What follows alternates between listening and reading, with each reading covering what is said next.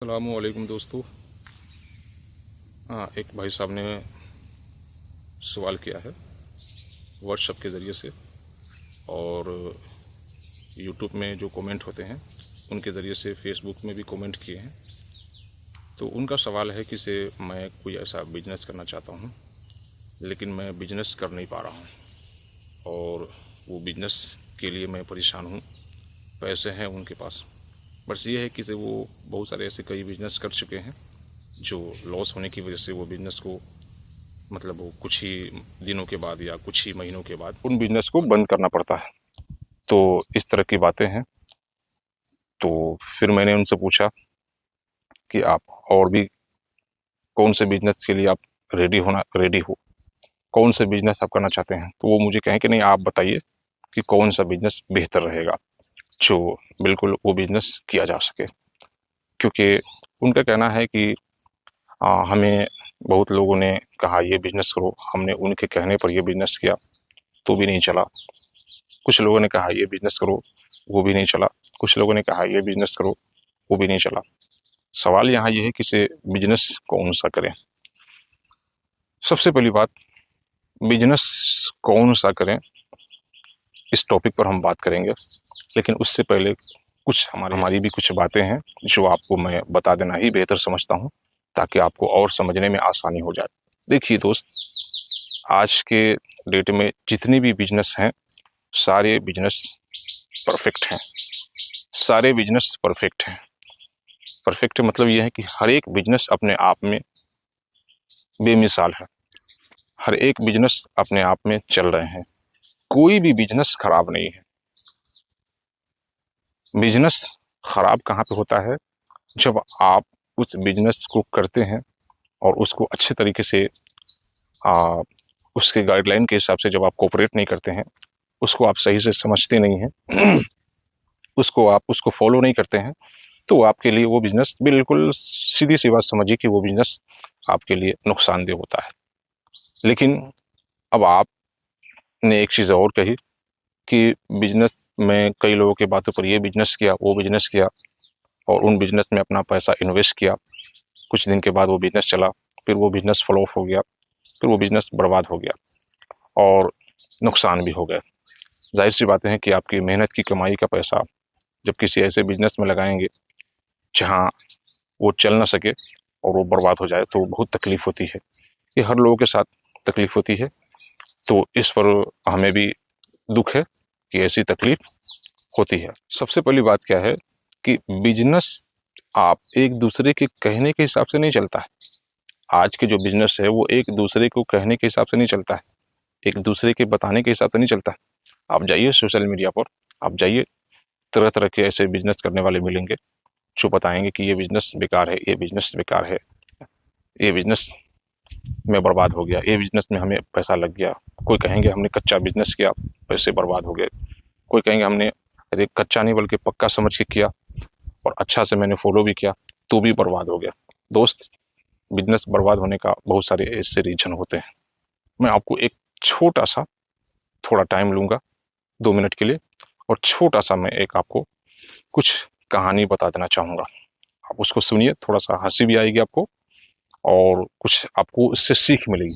मतलब ये क्या कहानी बताना शुरू कर दिया दोस्त, एक कहानी नहीं, कहानी के ज़रिए से भी बहुत सारी ऐसी चीज़ें सीखने को मिलती है।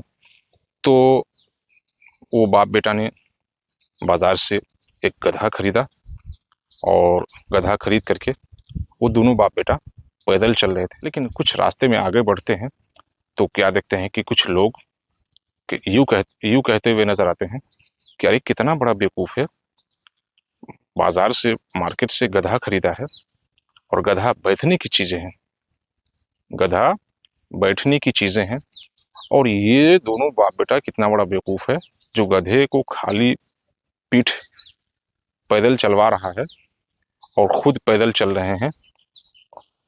तो कितना बैठ के जाना चाहिए था, लेकिन यूं ही इन दोनों बाप बेटे ने पैदल चल रहे हैं। इतना जैसे सुना तो उनके चेहरे शर्म से शर्मसार हो गए।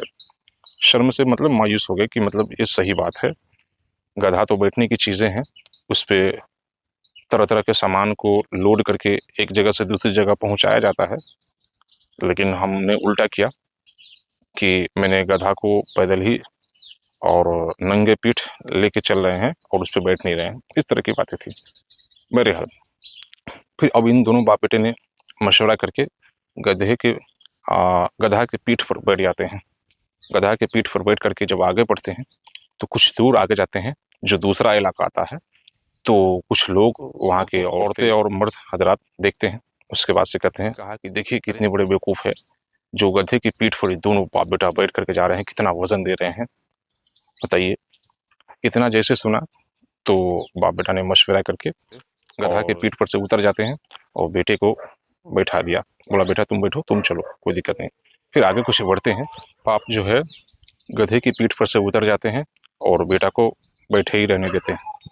फिर उसके बाद से फिर धीरे धीरे आगे बढ़ते हैं। तो बढ़ने के बाद फिर कुछ दूर आगे बढ़ते हैं तो फिर कुछ लोग नज़र आते हैं रास्ते पर और फिर कहते हैं कि बताओ ये कितना बड़ा बेवकूफ़ है, जो बाप बूढ़ा आदमी पैदल चल रहा है, मतलब बाप बूढ़ा आदमी पैदल चल रहे हैं और एक बच्चा उस गधे की पीठ पर बैठा हुआ है।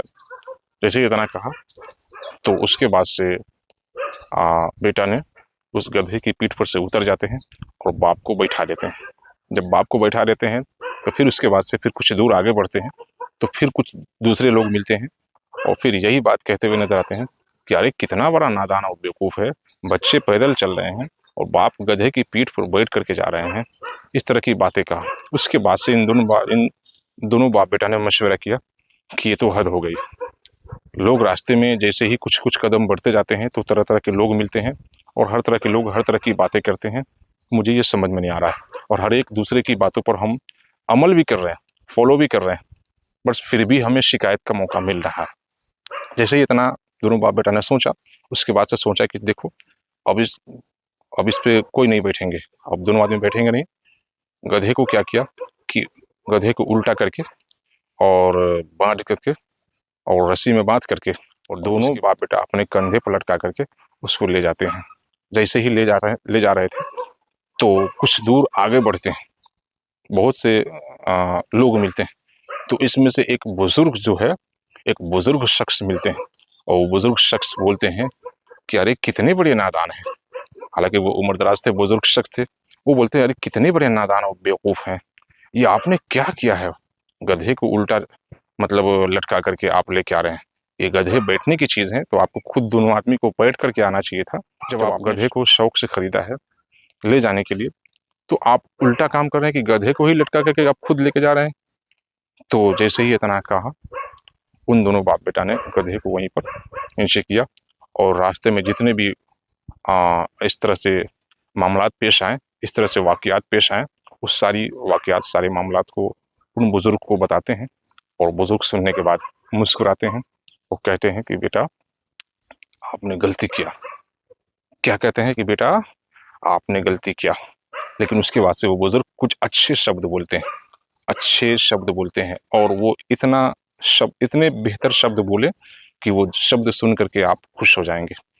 तो आप कमेंट बॉक्स में पहले आप अपने कमेंट में कहिए कि ये वाक़यात, ये कहानियाँ सुन करके मज़ा आ गया, आप पहले लिखिए। उसके बाद से मैं आपको बताता हूँ कि वो क्या कहते हैं और उसमें लाइक कीजिए। अगर नए हैं तो चैनल को सब्सक्राइब कीजिए और अगर आप फेसबुक पर देख रहे हैं तो फॉलो कीजिए, अपने दोस्तों के साथ शेयर कीजिए। तो दोस्त, उन बुज़ुर्ग का जो कहने का जो मतलब हुआ, वो बुज़ुर्ग कहते हैं कि बेटा आपने सबकी बात मानी और सबकी बातों पर ये अमल करते रहे, फॉलो करते रहे, जिसकी बिना पर आप सबको खुश न कर पाए और आखिरकार आपको ऐसे काम करने पड़े जो सब आपको हंसते हुए आपको शर्मिंदा कर दिए। बेटा इस दुनिया में सबको खुश नहीं किया जा सकता। सबकी बातों पर अमल करेंगे तो आप सबकी बातों पर आप फॉलो करेंगे तो आप सबको खुश नहीं कर सकते। सबकी बात सुनो, लेकिन आपके जो दिल कहे और जो बेहतर लगे वो काम करो, उसी में आपके लिए भलाई है। इतना कहा वो बुजुर्ग वहाँ से गुजर जाते हैं। तो दोस्तों, आप ये वाक़यात और ये कहानियाँ सुन करके आपको समझ में आ गया होगा कि क्या करना है। दुनिया की बातें आपको सुननी है, ये बिजनेस वो बिजनेस, तरह तरह के। देखिए बिजनेस में पैसा आपका लग रहा है, जो भी बिजनेस करना चाहेंगे ना उस बिजनेस में पैसा आपको लग रहा है, तो ज़रूरत इस बात की है कि उन बिजनेस को सीखना सबसे पहले ज़रूरी है। अगर आप बिना सीखे बिना समझे उस बिजनेस को करेंगे तो आपका वो बिजनेस ठप होगा, वो बिजनेस फ्लॉप होगा, वो बिजनेस बर्बाद हो जाएगा और नुकसान के अलावा कुछ नहीं मिलेगा। तो अगर आपके पास टाइम नहीं है तो मैं आपको बेहतर बताऊंगा कि वो बिजनेस आप करें ही नहीं। जिस बिजनेस में आप पैसा इन्वेस्ट करने वाले हैं और उस बिजनेस के लिए आपके पास टाइम नहीं है, तो बेहतर तरीका है कि आप वो बिजनेस करें ही नहीं।